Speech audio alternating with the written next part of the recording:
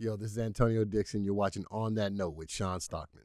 Welcome, everybody, to another episode of On That Note. Of course, this is the place where we speak a language we all understand, and that is music. Now, before we get into this great conversation with a really, really great friend, I got to shout out some folks. Shout out to all of my brand new Patreon community subscribers, all the people that came on and said, hey, we want to hang out with all the cool folks on All That Note. So we're going to subscribe. So I'm going to shout you guys out. There's just a few.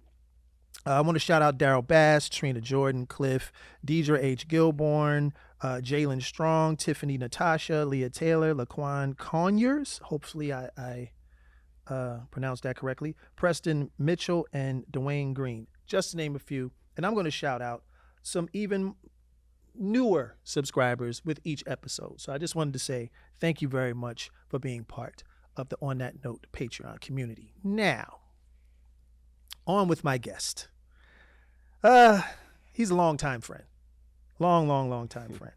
And is considered, in my opinion, one of the quiet architects behind some of modern R&B's most memorable records. Now, sit tight, Tone, because this is a long intro. All right. You're very much accomplished. Oh, thank you, man. So I have to give people an understanding of who you are. All right. It's a long list. And even with this list, I had to still cut it. Okay. All right? So just bear with me. All right. All right. And don't blush. All right. A gifted songwriter, producer, and multi-instrumentalist, this man has spent decades helping shape the sound of some of the biggest names in music while letting the work speak louder than the spotlight. A Los Angeles native by way of Denver, Colorado. Better believe it. Yes, this man's career took off under the mentorship of the legendary Teddy Riley before he went on to carve out his own remarkable path, collaborating with an incredible roster of artists, including Beyoncé, Toni Braxton, Babyface, Whitney Houston, Jamie Foxx, Mary J. Blige, Omarion, and many, many, many, many more.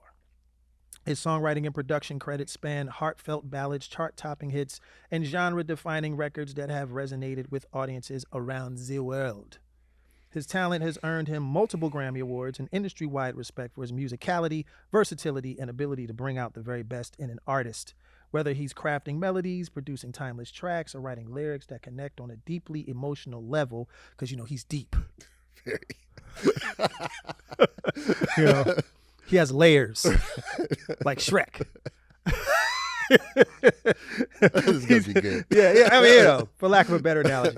He's consistently proven himself to be one of the premier creative forces in contemporary music. Today, we're pulling back the curtain, or those layers, on the man behind the music, his journey, his creative process, the stories behind the hits, and the lessons he's learned from working with some of the greatest artists of our generation. Please help me welcome the incredibly talented, 3-time Grammy Award, NAACP Image Award, 2-time Dove Award, Stellar Award-winning songwriter and producer, Antonio Lamar Dixon, a.k.a. Antonio Dixon. Hey, and the crowd goes wild. What's up, bro? What's up, fam? Thank you for having me, man. Thank you. Welcome to the new set. Yeah, I love it. See, this is my listening room. Yes, I love it, bro. This is amazing. This is where I sit when I'm not shooting podcasts, and I pull one of those records off the shelf. Yes, sir. I put on my headphones and see. I went 1/4 inch. Yes, yeah, you did. You did. Okay. Uh-huh. I went 1/4 inch on you. Uh-huh. With a little mixing board. Yeah. Like we used to do it back in the day. Let's see. We're one of the few that actually remember that. Yes. That remembers that machine. Absolutely. We actually used it. Absolutely. Remember the tedious task of engineers having to use that little blade to splice the actual song. Yeah. And if they fucked up, game over. You were fired. Over. You were fired. Yeah, you were done. Yeah. Technology has come a long way. It's come a long way. Do a lot, man. But yeah. Now it's in waveforms and it's on a just computer. a click of a mouse. Yeah, it's crazy. Yeah, and we also have some records back here, some of which I was inspired by artists and albums that I enjoyed, but also a few, or actually a couple that artists that you worked with, right? Yes, sir. Yes, sir. We have Toni Braxton up there. Yes, sir. The Sex and Cigarettes Absolutely. album. She's looking fabulous. with the cigarette, Absolutely. and and then you got Love, Marriage, and Divorce Yes. by Ms. Toni Braxton and Babyface. Yes, They, sir. they won a Grammy for that, Yeah. right? Mm-hmm. Okay. Yeah. Were you a part of that record? Yeah, I did. I worked on every record pretty much on that album too. Nice. Yeah. Yeah. How was that? How was that experience working with those two? It was amazing because you got to see both of their processes kind of collide because, as you know, Babyface Kenny is he's the premier songwriter, and everything with him has to start with a great thought and a great concept and what it is that they could actually talk about that makes sense. And with Toni's such a great deliverer of a melody, and her tone is just so rich and It's unique. it's unique. It's and just watching that, being a part of that whole process was great. Like I remember one particular song we spent a lot of time on. I think it was called "Hurt You." We spent maybe 30 minutes deciding if it was going to be "God Knows I Never Meant to Hurt You" or "Lord Knows I Never Meant to Hurt You." Are you serious? But yes, it was about a 30-minute argument. But it ended up working out. I haven't heard the song, so which one did It's you? "Hurt You." It's okay, but which one did you go with? God or God. Lord? I went with God because I thought it snapped a little better when it came to yes, God it's knows the I gut. never- Yeah, yeah. it's the concept. Yeah, and so we kind of went with that, and that's what ultimately ended up on the record. But working with them was really, really cool because I got to see in real time all the things that I loved about both of them growing up: the writing process, the melody choices, the bouncing back and forth, the whole thing, and then them performing together. Just watching it, come to life was it was a once in a lifetime experience I'll never forget, man. They have a great performance chemistry. They really do. I mean, it goes back as far as even the Boomerang soundtrack. Yeah. I will give you my heart, Yeah. and I will always Yep. be true to you. Yeah, Yes, So that's yeah, it. yeah. Yeah. No, it's just they've been doing this for a long time, and I just think personally, some producers and artists just have that connection. Yeah. It's Jammin' Lewis and Janet. Yes. It's Kenny and Toni. Yes. It's Kenny and Boyz II Men. Yes. It's Kenny and Whitney. Yes. It's Dre and Eminem. Yes. Like Mm-hmm. there's some producers that just have such a, I don't know, it's they just click, Yeah. and it permeates through the music. No You question. know it was deeper than just going into the studio and making songs. They created a friendship, Yeah. a kinship Yeah. almost, Yeah. where Yeah. they probably were finishing each other's thoughts and sentences. Yeah. Well, I mean, even like with you guys or with a lot of the other greats that you just mentioned, I kind of look at it as, I always say that music is just what feelings sound like. You know what I mean? And certain producers and songwriters just know how to lay a great canvas for you to be able to deliver your message. You know what I mean? And you guys just happen to be able to take it over the edge. You know what I mean? You guys deliver the message well, but the environment matters. It So does. that's what a producer does. Yeah. You create the environment for the delivery of what you guys are doing. Yeah. So that's why songs you guys have done have lasted as long as they have and will last forever and outlive us and all that stuff. It's because the environment that they created and the sound that they created they're timeless. Yeah. Yeah. You because Toni and I speak a lot on the phone. Yes. And before we get into your history and how you've come up musically, you asked me a question. You remember that question? It was why it was something about hits and the volume of hit records. No, actually it was what do you think is harder to create? Yes. Up-tempo R&B up-tempos and rather or R&B ballads. Yeah, I said what's a harder classic to make? What's a harder classic to make? Is it an up-tempo or is it a ballad? And I think I said up-tempos because it has a lot to do with how the culture's changed. Right. Like with R&B up-tempos, let's say back in the 70s, 80s or whatever, I'm picking a random song. The SOS Band. Baby, we can do it. Take your time, do it right. Yeah. Right? Mm-hmm. I remember dancing to that in block parties. Right. My aunties and uncles, my mother, Right. their friends and Right. parents on the street, Right. rocking, Right. dancing. Right. You know, our uncles being nasty to our aunts, smacking their booties. Right. You get the visual. Yeah. The point is, the culture of dance Mm-hmm. or dancing Mhm. with a person, Mm-hmm. Mm-hmm. as simple as it may sound, it's gone. Yeah. Yeah. I agree. So it's harder to really make a dance record, Right. mainly because no one really dances together anymore. I agree. I mean, you can go back to, again, I'll use you guys as a point of reference. There's a specific movement that everybody expects you guys to do when Motown Philly comes on. Yeah.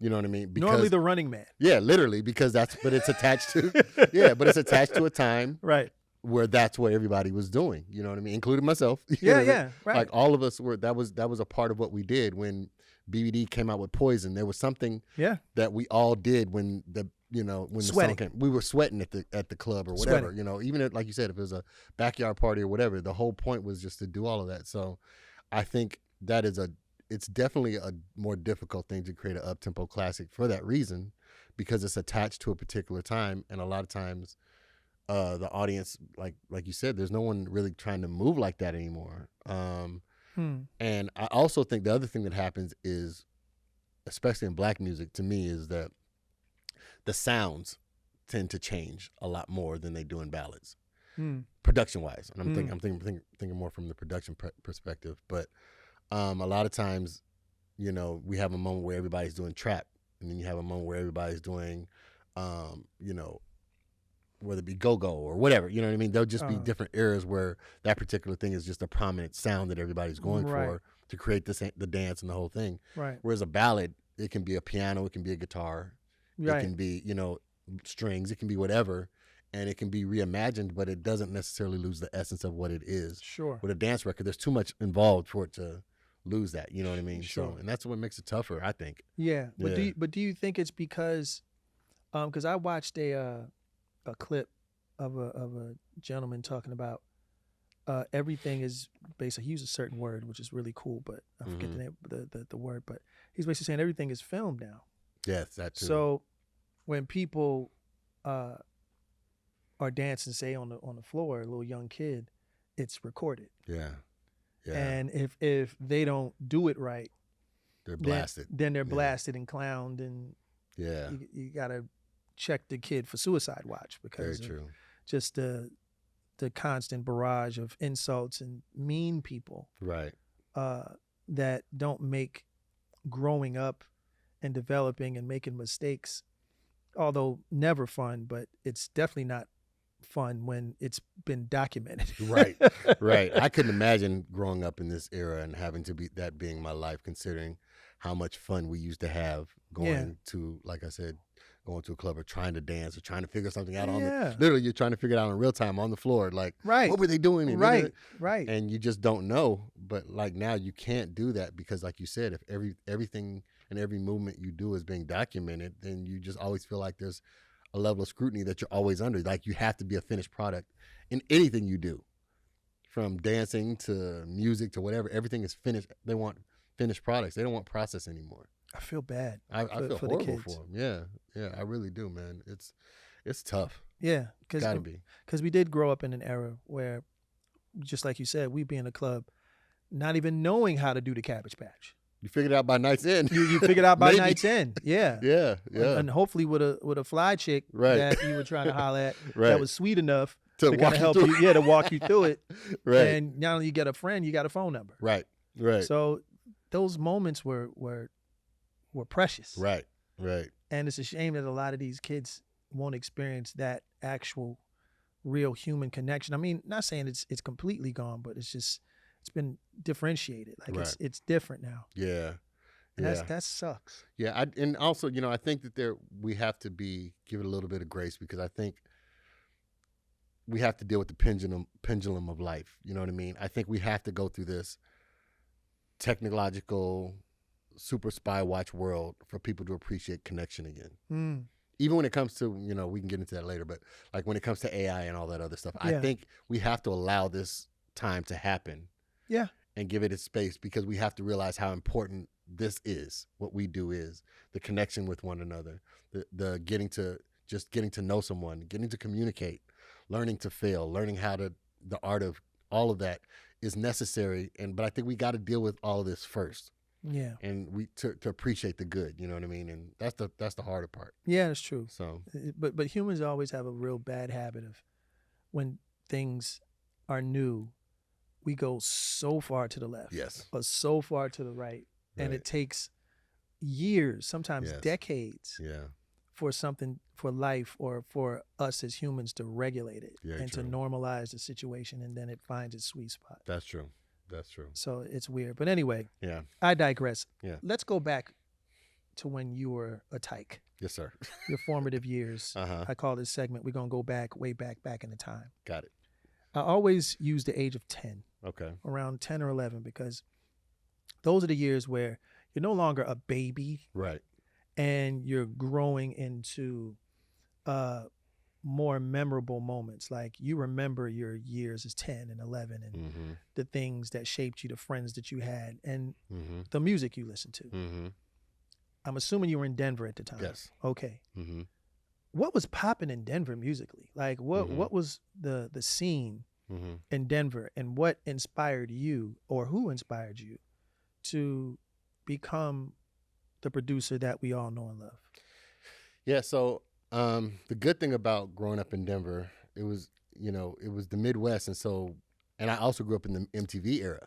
Yep. So I got to see the first iteration of a lot of the music video era, and so I got inundated with everything, which was good. It was healthy and great for me. Now I see why it was important, because I would, I could sit and watch MTV all day, because you got the music videos of Michael, Prince, and Madonna. Yeah. But then you'd get Depeche Mode. You might get The Clash. You might Right. get, you know what I mean? Right. You would go left and Men at Work. It could be anything. Right. You know what I mean? And so, and you found out that you enjoyed all of it. Yeah. You could appreciate all of it. And so for me, I got exposed to everything, and I found the love of music in all types of genres of music and all types of artists. And so it gave me a great point of reference later to be able to create for whoever. Yeah. I've been fortunate enough to work with a lot of different types of artists outside of just the R&B space. Yeah. And it's because I have a point of reference. And so Right. I would listen to, again, it could have been Madonna, it could have been Sade, it could have been, names I gave, like the Depeche Mode, but then it could be like Def Leppard and, you know what I mean? Yeah. Sound like my my childhood. Yeah, exactly. Yeah. So I got a little bit of everything. And even when it came to hip hop, I was a dancer, so Right. it was Hammer, it was Right. you know what I mean? Right. It was a lot of that. So being around that whole space was, it was really, really great, and it gave me an appreciation just for music in general. And then the crazy thing is, so with my background, my father was from Panama. Oh, okay. Yeah, my mother was born and raised in Denver, but my father was from Panama. Okay. And so growing up, I got to see, like, we got a little bit of bossa and Spanish music. Sure. And stuff, but then he was also into like Frankie Beverly and the SOS Band and all of these things. My mother grew up Kojic, Church of God in Christ. So okay. yeah, so I was exposed to the Hawkins family, the Right. Winans, Right. and all of these, great legendary gospel singers. And so I got all of that, which again, I've used to this day, and I still use to this day. And so my musical palette, if you want to call it that, was really, really wide, man. And I got all kinds of different kinds of music. Now, is church where you cut your teeth? Yes. As far as the keyboard and absolutely. And I started on drums, actually. Oh, you're okay. Yeah, so I started on drums when I was like 7 or 8 in church, and like you said, banging away, and they give you your shot, and you do what you had to do to try to get it right, and then slowly started to lean into keyboard. I was always enamored by the bass. Actually, it was bass and drums were my thing.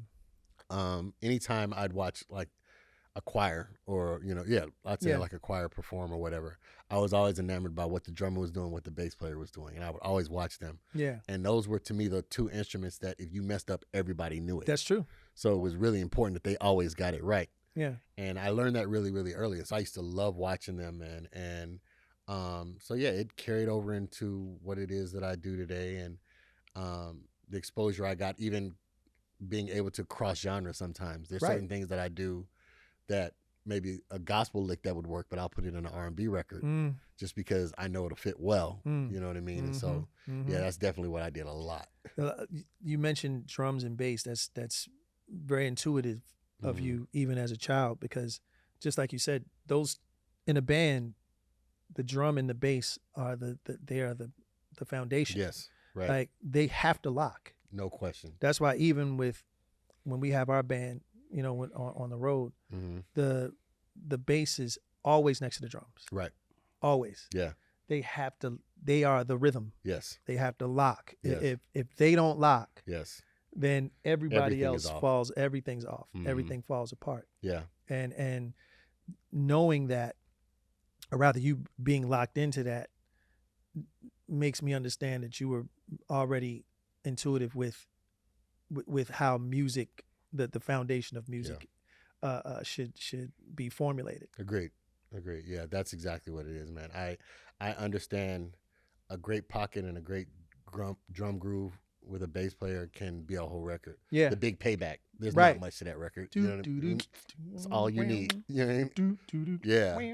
Yes. Yeah. Yeah. Yeah, that's, You know what I mean? yeah. So that is proof. Or Billie Jean. Yeah, it's true.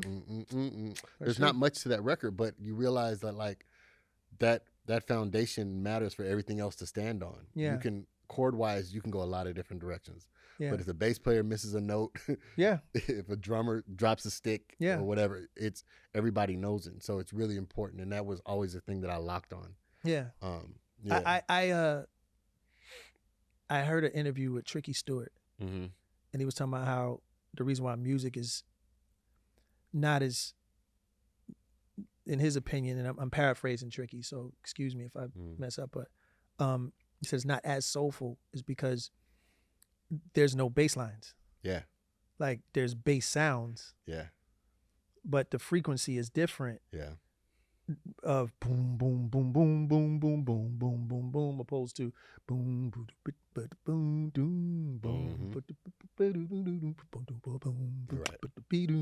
boom, boom. Like a bass line, Yes. is different from a bass tone, No question. and I don't know if you guys notice or not, because it's all just organic, but you may not recognize it, but when you dance into a song with a bass line, it just feels better. It makes you move different. It makes you sway deeper, the whole 9 yards, because you're going, whether you know it or not, with not just the drums, but with how the bass is moving. Right. Like another example is Another One Bites the Dust. Yes. Do do do do do do do do do do do. Like just that of just that lock. Yep.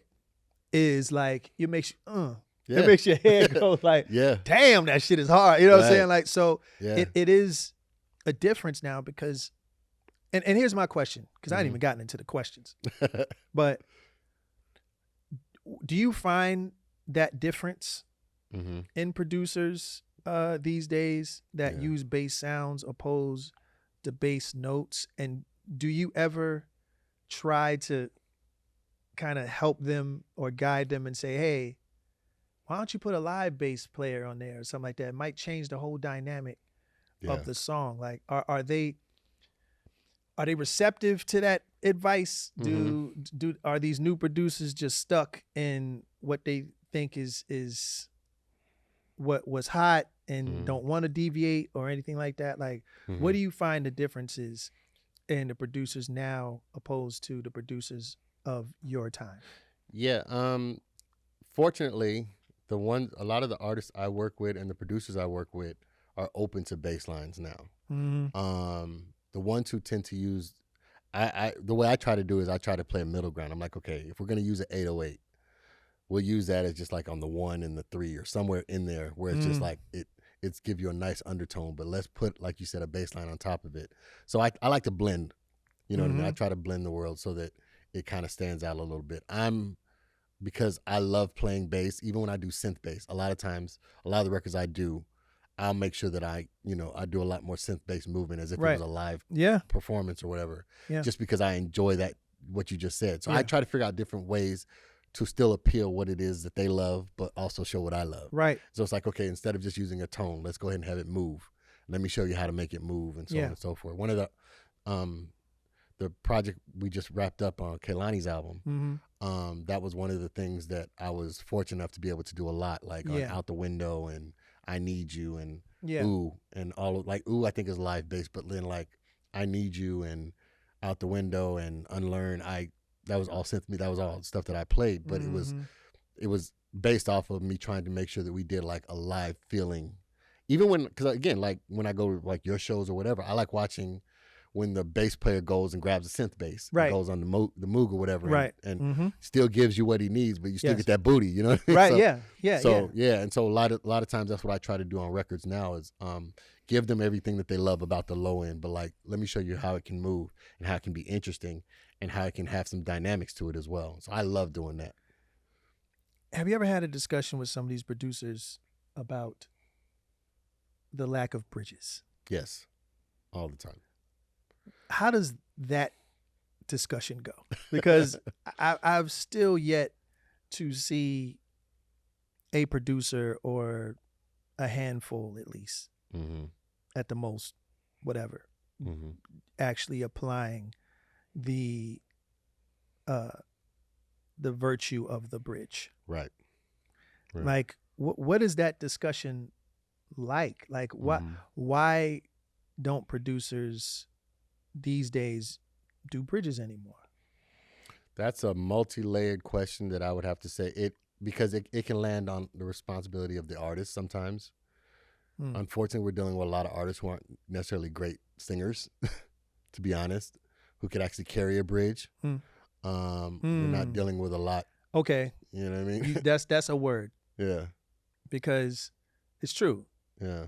Bridges are literally what it sounds like. It connects one part of the song to the latter part. Right.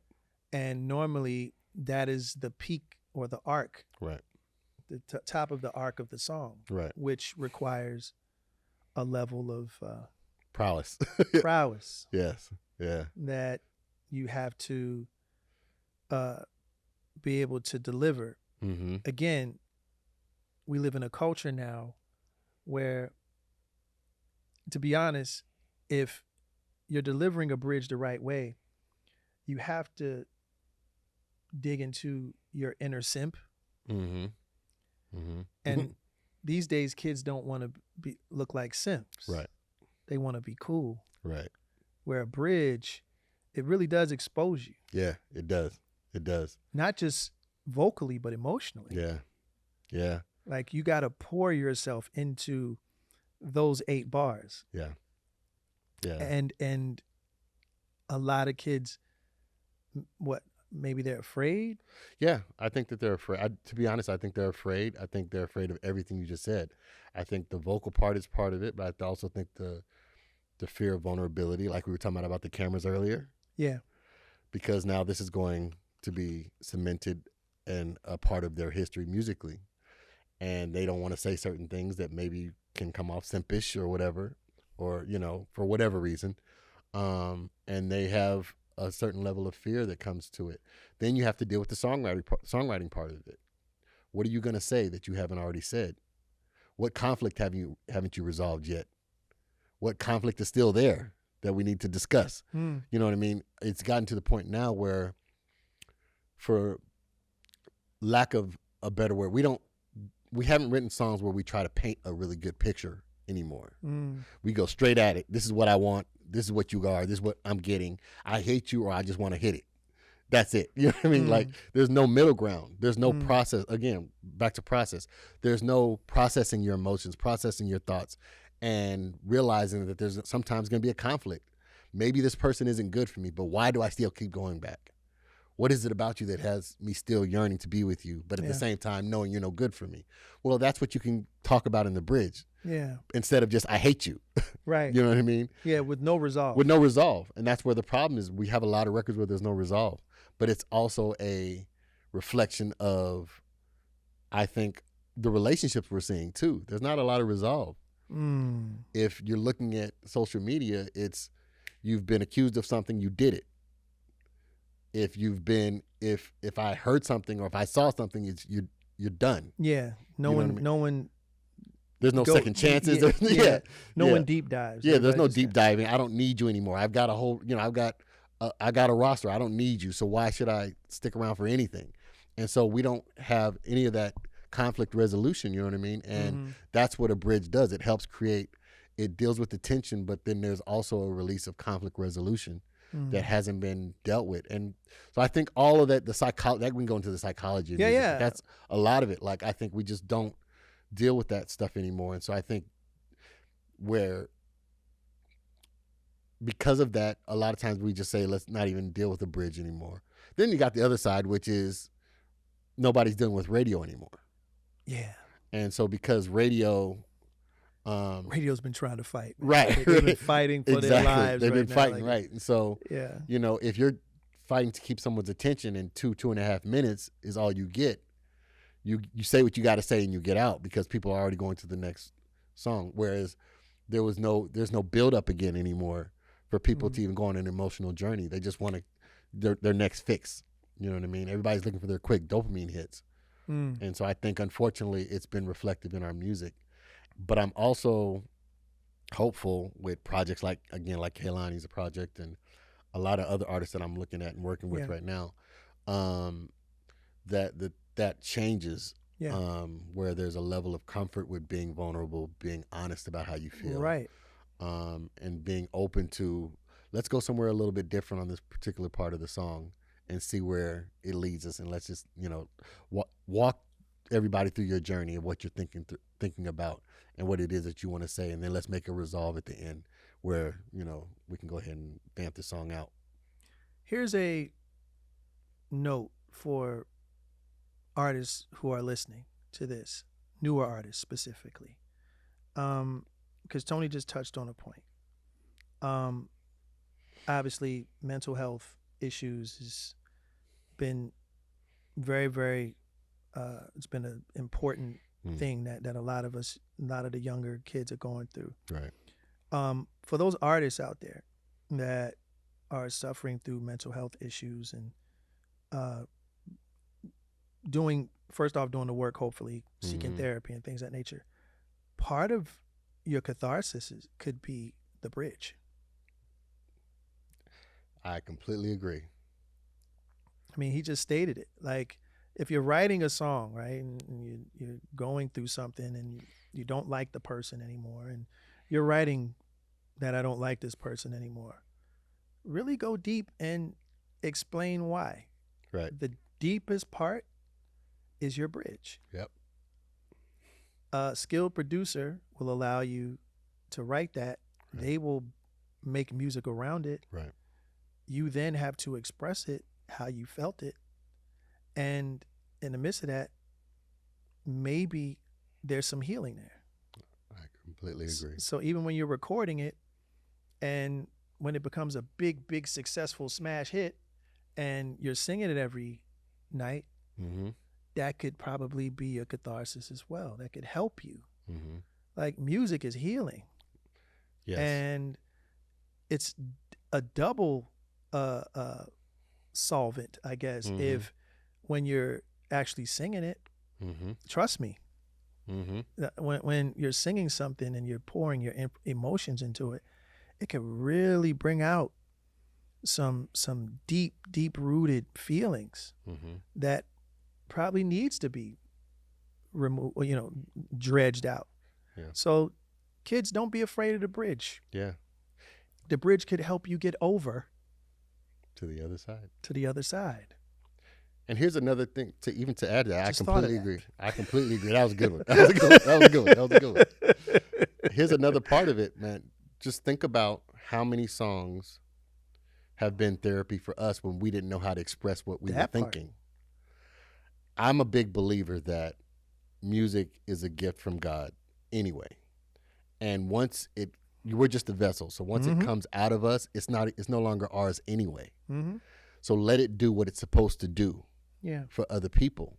Let it do what it's supposed to do. Yeah. You don't know when you think that's the problem. A lot of times they think that when they create a bridge or they write a vulnerable song, that they're the only one going through it. Right. They're an island they're the only one who's ever felt a heartbreak. They're the only one who's ever felt betrayal. They're the only one who's liked someone more than they like than the someone like them. Yeah. They feel like they're the only ones going through what they're going through until you find a record or you start to perform it and you find out how many people are dealing with the same struggles you are and didn't have a resolve or didn't have an answer to what it is that they were feeling. Yeah. Again, music is nothing more than what feelings sound like. That's so it. imagine what it is that you could be doing to help someone else to go through something when you decide to be honest and vulnerable about what you're dealing with. Wow. And that goes back to, like you said, the healing part of it. Music does that. Yeah. If you're dealing with, outside of just the painful stuff, if you're dealing with something and you just need an up-tempo to pick you up, or you need some sort of heavy hitting something to get ready to do a workout, because you're about to work out and you don't feel like doing it. Whatever it is, music has all of that in it. Yeah. And it does. You and I talk about this all the time. It does so much for us. It's created our livelihoods, but outside of that, it's who we are. Yeah. And so we have nothing but respect for it. And I think that's why even communicating what you're saying is so important, because it's not that we're trying to belittle any of these up and coming artists or producers, but it's like we care about the music so much. We want you to care too. You know what I mean? We want to make sure that you get it as much as we got it. Yeah. We want to make sure that your peers are getting it the same way that we got it. Yeah. And it's so important that the bridge and melody changes and lifts and dynamics and all those things are part of the music, because that's what emotions are. Yeah. You know what I mean? That is.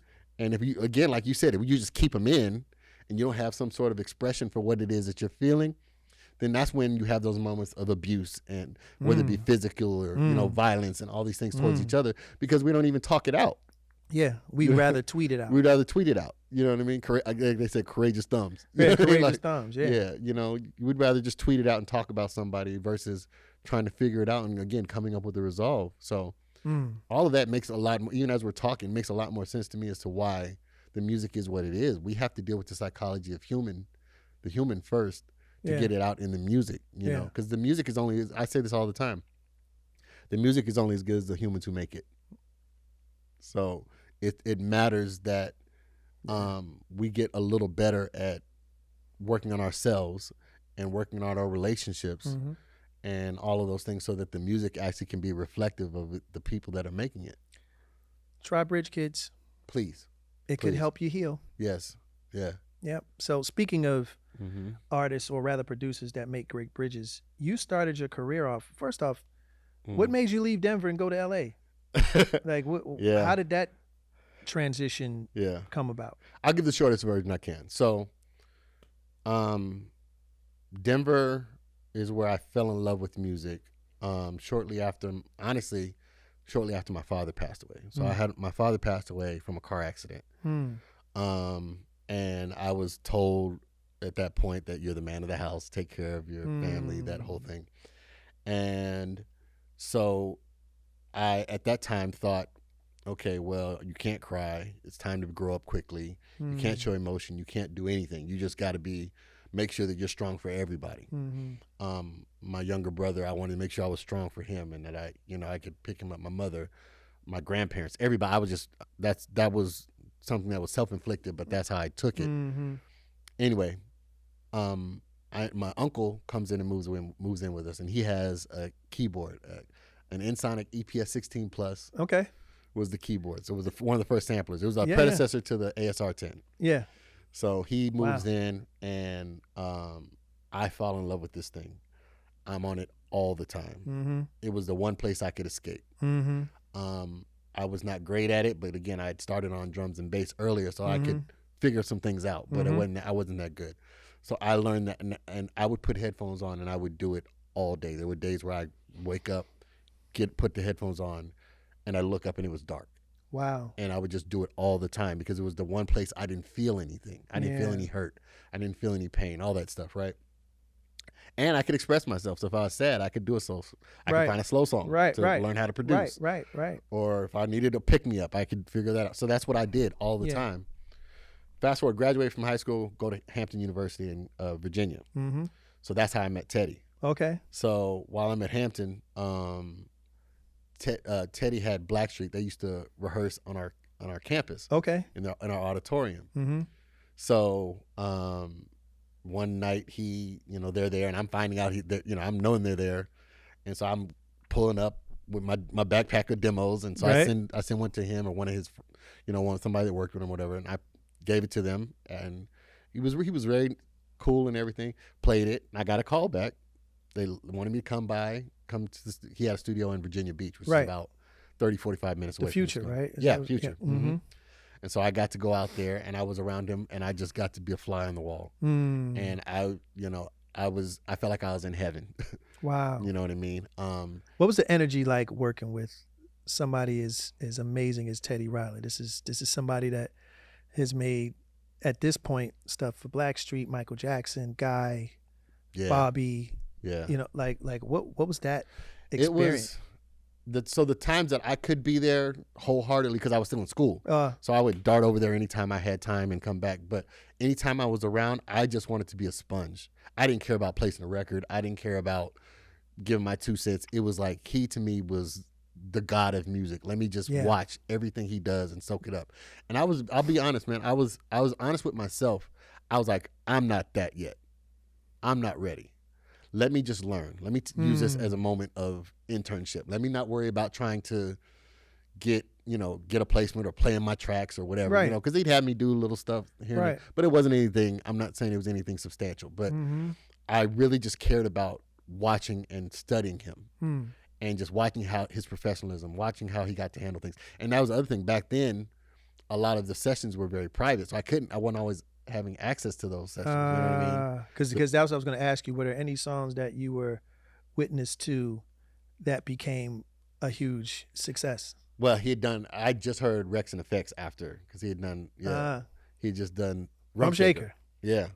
And so, I got to see all of that. And then also, at that particular time, he had a lot of, Virginia had a lot of poppin' producers. Mm-hmm. So, and that are now famous, but they weren't at the time. So the Neptunes were from Virginia Beach. Dalvin had Timbaland and Missy and all of them were all signed to him. Right. And they worked out of his basement. And that's how I met Rodney, because Rodney came down. They were like, there's this kid from Jersey that's coming down. Yeah. This amazing producer. I got to meet Rodney because Rodney was 17 at the time. And so on and so forth. So everybody was trying to get to Teddy. Yeah. You know what I mean? Right. And so that was my first exposure to the industry. Wow. So it wasn't even LA yet. It was Virginia. It was Virginia. Yeah. Virginia was my exposure, man. And so, fast forward after that, I graduated from school. I moved back to Denver because I'm trying to figure life out and figure out what it is I'm supposed to do. And ended up getting a call to move to Chicago, to start working on gospel. So one of my mentors is another mentor of mine is a guy named Percy Beatty. Okay. So Percy Beatty is known in the gospel industry as a prolific songwriter, producer. Mm-hmm. I knew who he was from my gospel background as well. Sure. But he had done a lot of the Thompson Community Singers and BB and CeCe Winans, and he had wrote "I Believe I Could Fly" actually. And wow. Yeah. So a lot of great things Percy's done. And so he was like, "Yo, I'm trying to put this camp together, team of producers. How do you feel about coming out here and working?" And I was like, "Pum." Right. right. Gets me out of Denver. And right. It's the closest thing to the industry again that I get to be. I'm there. So I moved to Chicago. Godsend, because I ended up moving like about 30, 45 minutes outside of Chicago. Mm-hmm. My neighbor happens to be Smokey Norfolk. Wow. Yeah. And he gets the same kind of coercion from Percy. Yeah. To start working as his team. So that's how he and I meet. Yeah. So that's crazy. We become the best of friends. Yeah. Kind of how we were, like, we're neighbors. We were literally like that. Right. We would spend all our time together, not even doing music, just hanging and doing life. And I was like, who's this little dude that's like one day I heard him in church singing. I didn't even know he sang like that. Yeah. And I happened to go to the church one Sunday, and he said, and I was like, "Who's this little singing?" Right. And he tore it up, and I was like, Wow. "Oh shoot!" So Smokey's amazing. yeah, amazing. So, long story short, we become best of friends. He doesn't have a record deal at the time, and was going through some personal struggles, and we both were. But we were like, you know what? Let's just go ahead and let's sit in my apartment. Let's just start creating some songs. Yeah. So a lot of the guts of his first album, I Need You Now, were done in my apartment. Wow. Yeah, this is before record deal, all that stuff. That's great. Yeah.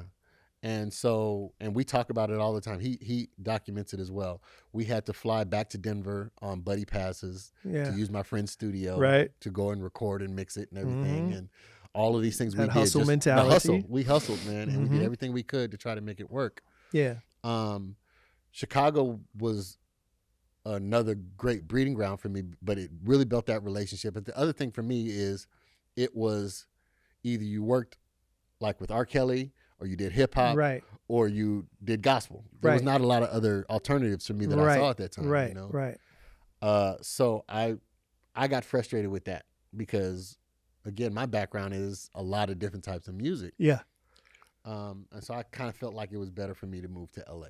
Got you. And that's kind of how it happened. I had some friends who were actually from Denver who were managing Brian McKnight at the time. Okay. They were his road managers. So Silas White and Damian Smith were working with Herb Triwick. And they were who was managing Brian at the time. Shout out to Silas. Shout out to Silas and Damian, of course. And so they were like, yo, you should come out here. We'll get you in with Brian. And my friend Anthony Nance, again, another friend of mine from Denver who's a great producer. And they were like, why don't you come and let's just get in and let's work. Again, Pune. Wow. I'm out. Right. So I decide it's time for me to make that move. I come out here. I take a job in Westwood.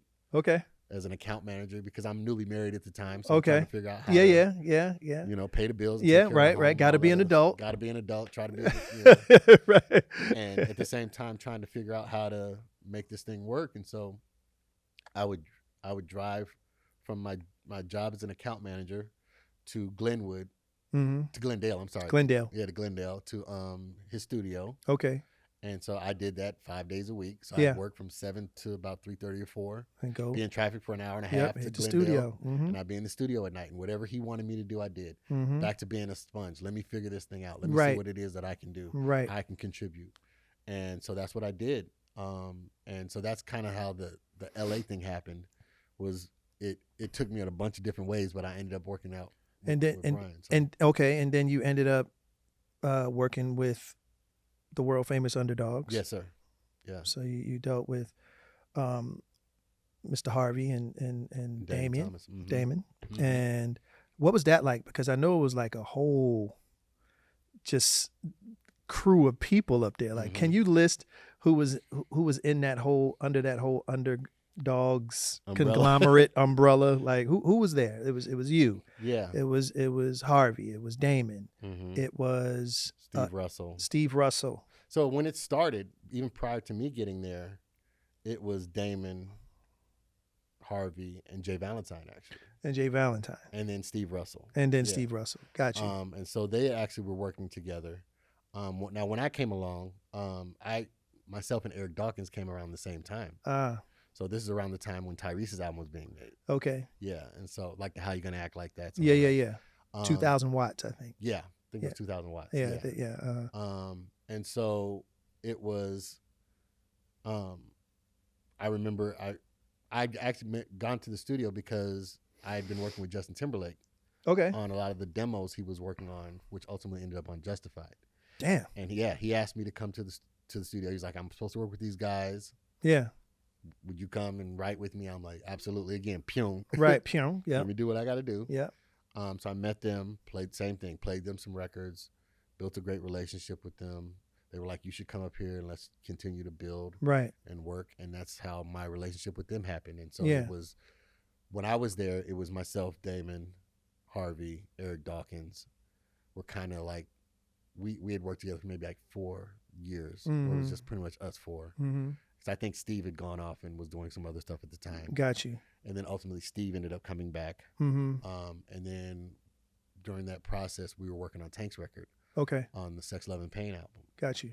And then he started coming up as a writer and as a producer. Mm-hmm. People don't know how gifted he is in that world as Right, well. of course. He's written a lot of stuff for a lot of people. Yeah.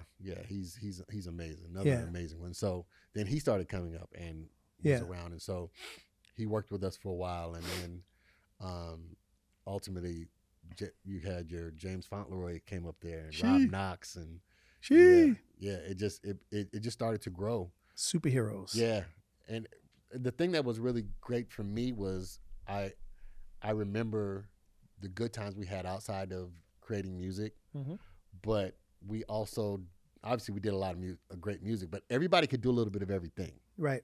And so it was like, you could trust that if a bridge needs to be made, okay, one of them they have it. They got it. They right. got it. Mm-hmm. If a melody needs to be sung, got it. Got it. Yeah. Chords need to be played, got it. Drums, whatever. Yeah. And so that's what allowed us to be able to churn out as much as we did, as fast as we did. Yeah. Because everybody could do a little bit of everything. Yeah. And you just trusted that was going to work out. So, for example, it could be an artist could come in and let's just say Harvey's cutting the vocal on a record that we had just written. Mm-hmm. Well, myself and Eric might be in a whole nother room writing the next record to play them literally once they're about to record the bridge on the song. They take a break. They'll come in the room and listen to what we're creating. We got a whole nother song ready in the pipeline. So that's amazing. Yeah, and so that's how we would do it. And so we had an assembly line going of like, you cut that, we'll write the bridge. Okay, now we got that, or another one of the members of, if it's a group or whatever. Right. Okay, you cut in the other room. Right. Harvey can be cutting, I can be cutting, or Eric can be cutting in another room. Right. All right, Damon, we need a bridge. Go, Damon, do what you do. You know what I mean? And so it would just, that's how it would work. Yeah, there was a string of records at one point, specifically in the 2000s. Yeah. That you couldn't turn on a radio and not hear an Underdog produced or written and produced tune. Like y'all were all over the place, man. Now, give me a list. Let me know in your tenure as being in Underdogs, what were the hits that were that were produced out of there that we know? Oh my God! So give us a list. Run it down. Yeah. So again, if you look at Tyrese's the whole album, How You Gonna Act Like That, and all that. But then you've got.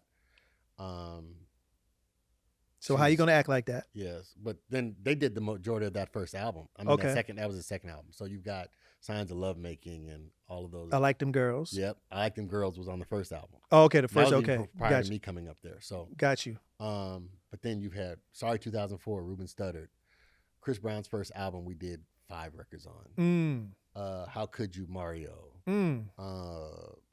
Fantasia. We did a lot of records on her. We did anything that was going on when it came to American Idol, we were a part of. So because they had a deal with Clive. Got you. And so anything that was coming through, we got to work on. Got you. Geez, again, it's so many, man. And when people ask me, I always have to remember because, like, even with Toni, that's how I built my relationship with Toni Braxton because got to work on the Libra album. We did a lot of records on that. And it was just so dope to be a part of that. Then there was the groups, from Third Story to I remember One Chance Fools was right Usher. there. Wow. Usher Right. had a group called One Chance. Right. I remember them too. Day 26 and all of these people and that's crazy. Yeah. Now you've worked with, just like you said, you worked with Toni. Having access to such an amazing songstress, what was the studio experience like? Was it endless? Because Toni is an entity. Like she can do anything that you tell her. So what was it like working with her and seeing the songs formulate into the beautiful records that we enjoy? You got some good questions, man. You're pretty good at this. Oh, thank you. Thank you. Thank you. Be it ever so humble. Good, because very few people are privy to that process right. of having someone as great as Toni behind the microphone, and you're actually producing her vocals and Yeah. and getting it to the point where it sounds the way that we hear it. Yeah. So what's her process like? Yeah. Like, what is she? What is her zone? And what do you need to pull out of Toni to get the best performance? Yeah. So with Toni, I'm very keen on making sure you create an environment where she feels safe to experiment. Mm. You want to make sure that you limit the number of people that come in the room. Mm-hmm. You know what I mean? She doesn't like a lot of guests in the room, Mhm. respectfully. And I do that with most artists, but it's particularly with her. I do my best to make sure like she feels comfortable to be able to experiment, to try different keys, to try different Yeah. things with her voice, to Sure. do all these things just to see where it goes and Yeah. make sure that it, again, that trial and error, figuring it out. We would always sit and write, and we always, 9 times out of 10, we sit and we'd spend like an hour just talking. We still do that to this day. We'll spend an hour just talking about life and where we're at and what's going on and what The she wants songs to in the talk about. conversation. Always figure out where they're at and what they want to talk about and what they don't want to talk about or whatever. And so we sit and do that, and usually it'll start with maybe an inspiration from another record. Mm-hmm. She'll say, maybe I want to try something that feels like Shalimar or whatever. Sure. Yeah, you know Dig what I it. mean? So let's go ahead and let's just grind it out and figure it out. And so we'll sit and we'll write, and we have, just like most songs, you have a chorus that you are really feeling solid about. Mm-hmm. And she goes in the booth, and the minute that mic turns on and you hear her voice on, you're like, oh, that's Toni Braxton. Yeah, that's magic. You know what I mean? Yeah, that's magic. Yeah, it's magic.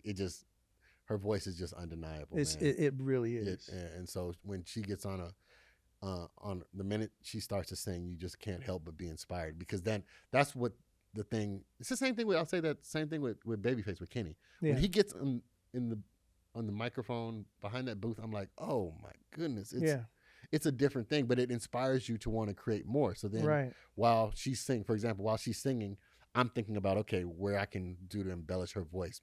Maybe the sounds need to be a little bit out of the way. Yeah. Or maybe, it needs to be a little more lush. Whatever the song is, whatever it's dictating, I'll start listening as she's recording, and I'm starting to formulate in my head what this should start to sound like. Yeah. And so we'll usually do that. And we usually, with her, we'll cut it. We'll usually cut a draft. Yeah. She'll usually want to take it home, live with it. Yeah. And then we'll come back, and I tell her about like version 3. Yeah. Usually that's the one for the album. Right. You know what I mean? Sure. And sure. so, and you just let her walk through her process and give her space to be creative and experiment. And sometimes we may do a rewrite of a verse or whatever. Yeah. And you just try it, and you encourage her, because she's a great songwriter, and she already plays piano as well. Yeah, she's sick on the piano. Yeah. Toni, we were trying to get you to play the piano on the tour. You should have, Toni. Yeah, because she was during rehearsal, she would kind of like tinkle a little bit on the piano, and I didn't know that. Yeah. That she was that nice. So just looking at her, I'm like, oh shit. Yeah. Like Toni could play. Yeah, like, no, and she we were like, Toni, you should play on the tour. And somehow she was like, well, yeah, we were trying to get a piano, and it didn't work out, but hopefully if we do this tour again, yes, please, Toni. Get the diddling. Yes, please. On the ivories. Yeah. Yes. No, she's dope. Yeah. And so because of that, because of her knowledge of chords and harmonies and melodies and all that other stuff, it makes your job a lot easier. Yeah. Because then it's just now trying different nuances. It's like she knows what a third and a fifth and all that Right. are. And so it's like, okay, well, let's just go ahead and do something a little bit different here, and she's going to make it special. Yeah. And then, like I said, usually by version 3, we're all really happy when we feel like we have something solid. And so maybe 3.5 may just be some minor embellishments, changes, or whatever, just some things that she didn't feel happy with performance-wise. And then, and then it's on to the next song. You mentioned Face. Mm-hmm. We know him very well. Yes. And having deep conversations with Yeah. Kenny a lot of times. Again, just like you said, he is the quintessential songwriter. Yes. He is the ultimate songwriter. Yeah. And we would have conversations that, yes, it's about music, but the guy makes you think. Yeah. So what are the experiences with him in particular that made you think about your life as it pertained to your songwriting? Because just like you said, songs is just sonic feelings. Yes. Yeah. So what were moments with him that made you just really change your perspective on not just songwriting, but just how you navigated through your own life? That's a great question. Again, you're good at this. Thank you. Okay. I mean, yeah. it's fun. Yes, you're good at it. So It's there fun. you go. But I think a couple come to mind. There was one particular time he used to have a place in Lake Tahoe, and so it was myself and him, JQ, and a couple of others. We were working on Anthony Hamilton's album. Okay. And so we all got on a tour bus and drove to stay at his place. And we spent the week just writing. So we were locked in. It was snowed out. Like, right. It was a blizzard. Perfect songwriting weather. Yeah, it was perfect. Yeah. And so, and we just stayed in the house, and I think we stayed like 4 or 5 days, and all we did was write. It wasn't even about producing. It was just writing. We probably left with like 20 some odd songs.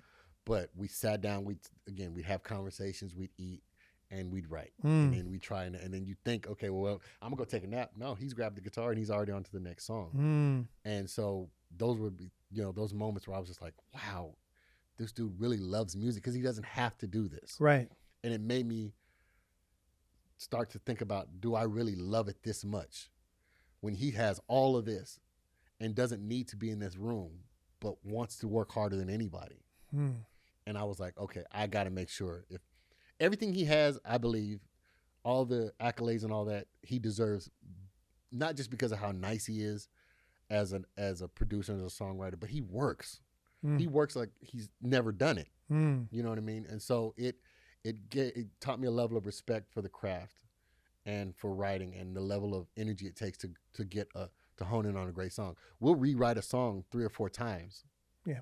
Instead of writing, he'll tell you, like, instead of writing 10 songs, let's write one song 10 times. You know what I mean? And I'd be like, that makes more sense to me. So there's no need to write 10 songs that don't go anywhere. Right. If you have a good one, write it 10 times until it's right. And so we would sit down. There have been several songs where you felt like you were exhausted. You've exhausted every creative idea you had.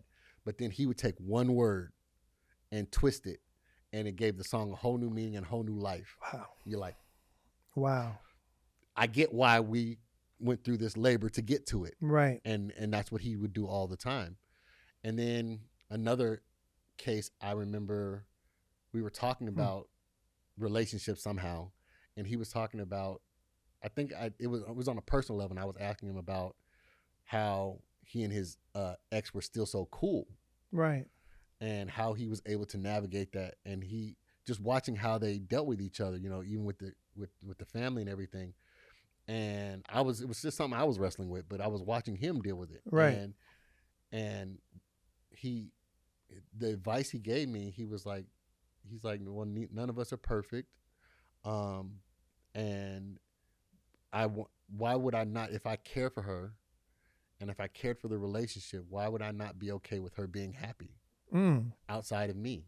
Why does it have to be me being responsible for her being happy? Right. Why does she have to be miserable the rest of our life because it didn't work? Right. So I encourage her to be happy, and me encouraging her to be happy has made everybody happy. And I was like, wow. Yeah, little stuff like that. We'd have those conversations, and I'm like, that's such a mature perspective exactly. on how to deal with things, like opposed to just being mad and bitter and having courageous thumbs and airing stuff out. Exactly. You just deal with the circumstances and try to make it as pleasant and placid as possible. Absolutely. And if you've gotten to the point where you said everything you needed to say and you resolved. Yeah. Even if the resolve is that we can't be together, why should it be miserable that we resolved? I think we're writing a song right now. Right. Exactly. We're writing a song. I think we're writing a song right now. Yeah. Like that's his approach to relationships, but that was it forced me to apply that to my relationships. Like every relationship is not supposed to be forever. Some are meant for a season, and that's okay. And be okay with that. and learning to be okay with saying goodbye, Mm. learning to be okay with it not being the picture perfect painting I saw in my head. Maybe it wasn't supposed to be for whatever reason. Maybe I wasn't ready. Again, we're writing a song on this couch, like I think we are. you know what I mean? Like all of those things happen, and that's exactly how you create. You know, it helped me understand myself, and it helped me understand my relationships, and it helped me to resolve things so that I don't have those issues with people anymore. But then also I'm able to process it when it comes to the music. You know. Thank you, Kenny, love by the only way. lasted a season. See. It's okay. Y'all listening, this is coming out in about a month. Ain't no rhyme or a reason, but it's okay. See? Don't steal that. Don't you steal that. On that note, Shawn and Antonio Dixon. Don't steal that. No. We're writing that. We got it. Don't worry about it. Never mind. We got it. We got it. We got it. Right. Oh, shit. Now we got it on tape, too, so we know we got it on yes, tape. Good. Yeah. That's crazy. Yeah. Yeah. I got the chords in my head, Tony. See? Okay, all right, cool. Moving on. All right, real quick. You also worked with a lot of people, but let's get the queen in there. Queen B. Ah, yeah. Beyonce. Yeah. What was it like? I mean, of course, we've known her for a long time. Mm-hmm. Love to be, but I've never seen her work in the studio. Obviously, we've heard what came out of it, but what was it like working with this young lady? And is she as manic as I've heard before when it comes to her harmonies, her vocals, and all that other stuff? Yes, but it's well merited. It goes back. It's very similar. It's a very similar work ethic to Kenny, and a lot of other greats that I know. They put the work in because they care so much about the music, and I've never seen another artist work harder than her. We worked with her in New York, and we spent a couple weeks with her. And again, the process is you sit, you do the quick speed dating. Where are you going? What's going on in your life? All that other stuff. But then the first day actually with her, we spent maybe 2 or 3 hours just talking. And she just had on sweats and a T-shirt. It wasn't glammed up. It was just us just talking, getting to know each other. Songs in the conversation. It's in the conversation. And we just sat and talked. And it was great to get to know her and see how down to earth and level she was. Level-headed she was. She was very clear on what she wanted to do for this project because we worked on the 4 album. The 4 album, yes. Yeah, and so she was very clear on what she wanted to do and the directives she gave to us. And so she played us. I think at that time the only song she had done was "Girls Run the World." Oh, okay. So she played us that, and I remember that time she was talking about she was heavy into like Fela Kuti, and so she had played us that record and the African rhythms and stuff. Yeah, and so that's where that came from. And so again, sitting and talking with her, one day we were jokingly, something had come up where we were joking about there was a guy in high school going around bragging about the fact that he went to high school with her and dated her. And yeah, you know what I mean? And she was like, and everybody around him was like, yeah, right, dude. You know what I mean? He's like, no, right. For real. I promise you. Like, B was my girl. You know what I mean? Right. And she's like, you think so? Like, trust me. He's bragging all over Houston right now. And so we laughed about that. And then we were just sitting joking and laughing. Right. And somehow in there, she said something along the lines like, man, I dodged that bullet. And like the conversation, we were like, ding. Wow. And so I had a list of, I still to this day, I keep a list of concepts in my phone. Even if I can't write. That's another key for like songwriters and producers. Songwriting never has to stop. Right.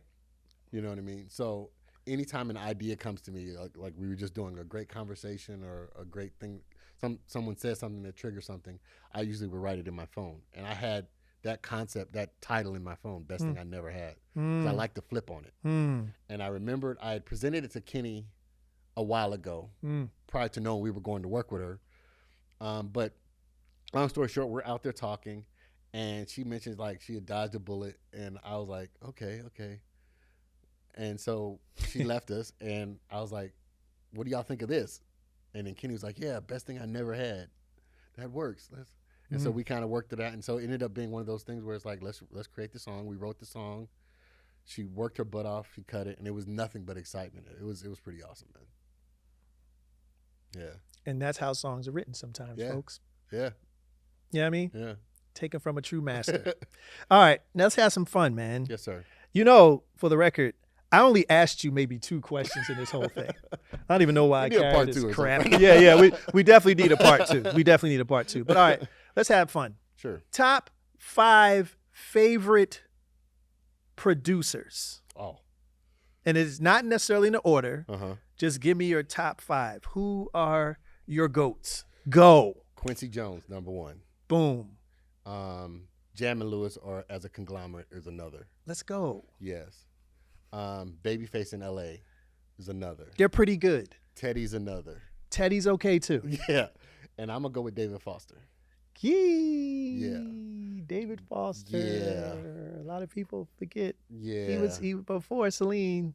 Yeah. He's a monster. Earth, Wind, and Fire. And yes. Yeah. Yeah. That's Dave. That's David. After the Love Is Gone is David. After the love is gone. Used to be right, it's wrong. Come on, man. Knock it off. Chicago. Chicago. Yeah. Like there's. Damn. Exactly. Damn, Dave. Sleeper. I'm going to tell you a real quick story about Dave Foster. Mm-hmm.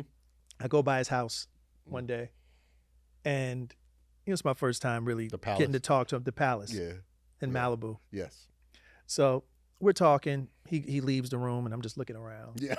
I'm looking at this place. And then he comes back in, and he walks me out to his balcony, and it's on 22 acres. Mm-hmm. Right? And he says, Shawn, always remember, as we're looking out, again, 22 acres in Malibu. Anybody knows that zip code? It ain't cheap. It ain't cheap. He said, always remember, Shawn, always live below your means. Sure. I went. Sure. I looked at him with the, you motherfucker. Right. Okay. So this is below your means. Right. This is meager for you. Right. Exactly. 22 acres on a cool. Yeah. And he just spit that out just so casually. Just always remember, Shawn, always try to live below your means. Right. And I said, okay. Thanks, Dave. Right. Yeah, thanks. Right. Sure. So that kind of gives you a little glimpse of his coinage. Yeah. And his bank account. Oh, okay. my God. Last question, sir. Yes, sir. What's your favorite restaurant? Ooh. Give me one. Give me a good one. Mastro's. That's it. You know, there's certain restaurants that are becoming on that note standards. Mastro's is one, Chow's is another, and Nobu. Like, I think that has been the 3 most mentioned restaurants on this show. Makes sense. Yeah, we're all industry folks. I guess we eat at the same place. So yes. Exactly. So okay. So Mastro's. Yes, sir. All right. So you're having what? What you eating? Probably some salmon. Some salmon. All right. So you crab cakes. Okay. Brussels sprouts. A little Brussels sprouts. Nothing wrong with those. Got to have your greens. Juice. Yeah. Yeah. Sounds good. Might do the lobster mashed potatoes when I'm feeling a little frisky. Yeah. Okay. Feeling a little, you know, feeling a little adventurous. Right. You know what I'm saying? Some of the cream spinach. Ooh. On the edge, yeah. You're going there. Okay. Right. All right. Well. All right. Peep this. So you're eating. Yes, sir. And you're facing the entryway, and in walks a younger version of Antonio. He's been looking for you. He wants to glean into his future. He wants to know what to expect, and the advice, jewels that the older Antonio can give you. So he sits across from you. He grabs a spoonful of the lobster mashed potatoes, and he says nothing. He's just looking at you. What would the older Antonio tell the younger Antonio? Give him some words of wisdom that will lead him in a trajectory of greatness that he's in. Wow, that's a great one. I would give him 2 bits of advice. One, keep the noise out of your life because music and noise will not compete. That would be first. That's a bar. Yeah, yeah. I've learned that any noise in your life, whether it be drama or chasing the money or chasing notoriety, that can be noise too. It's not just about stress from people or friendships or relationships. It's keep the noise out of your life because when it's time for you to sit down and create, music and noise will not compete. So if you sit down and you're trying to create, if you have noise in your life, it's going to speak way louder than the music. That's part one. It's gonna you won't get what you're supposed to get out of it. Did you rehearse that? That's heavy. Yeah, that's definitely one. The other would be in this industry, God is your source, people are your resource. So make sure that you don't have to kiss up to anybody. You don't have to be at every event. You don't have to do every session. You don't have to work with every artist. The ones you're supposed to work with are going to come to you. Just put your head down and do the work. Let him be your source. If you make them your source, they're your God. You're going to have a problem. So you step back, let them do what they do. You do your job and let him bring people your way. And as long as you're clear on the fact that he's your source and they're your resource, they're nothing but a source being done again, then you're going to be fine. And so it makes life so much easier because then you do your job, and then it's so much easier to celebrate someone else. When they do well, you're fine because that wasn't even what I was supposed to be doing anyway. Wow. So those are definitely, if I do that, he's good.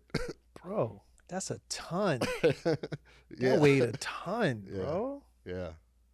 And let this man be a testament of that actual application. Again, a lot of people may not know his face. He may not be in front of the cameras or anything like that. But I know what he drives. Oh boy. So he's okay. Yeah, I seen his house. It's pretty nice. So if you're going to get beneath your means, so yes, living way below his means. So if you guys are going to take any advice, I know you guys know the players that are out there that put themselves in front of the camera, but let me tell you something about this gentleman. He is just as much of a well of knowledge, creativity, and understanding of the business and life than anybody else that you may know their faces. This dude is extremely important, and he's made a lot of hit records for a lot of people that you enjoy to this day that you didn't really pay attention to, which is why it was important to have him on the show. Ladies and gentlemen, please give it up for Mr. Antonio Dixon. Thank y'all. I don't know. I just been on this like ghetto bossa nova. Just loop this. I like that snap. Mm-hmm. And the rhythm's kind of doing it already. Boom, mm-hmm. Boom, boom, bump, bump. Okay. You know what I mean? Like, go in there. You know what I'm saying? Like, okay. Like I want it to sound so thick and rich. Yeah.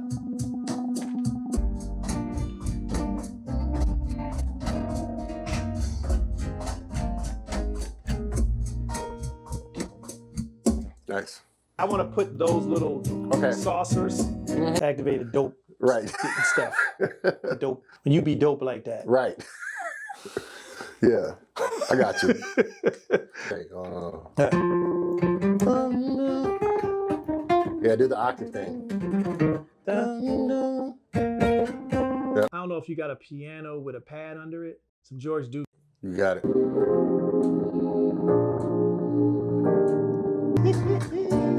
So beautiful. It's not just about singing the song, it's about capturing a mood, an actual mood, like not just singing the lyrics, but like catching like inflections in your voice that you might not be able to duplicate. Catch that and be like, all right, cool, that's what's up. We're no longer together, it's okay. I've been advocating with songwriters, say more with less. Mm-hmm. This song is a prime example of that. Right. Okay. We're no longer together. It's okay. It's okay. You know what I'm saying? We're no longer together. It's okay. Come on. This is gonna be nice. That's going to be nice. I'm auditioning. Yeah. You guys, it's on camera. Boyz II Men is looking for another member. I'm not him.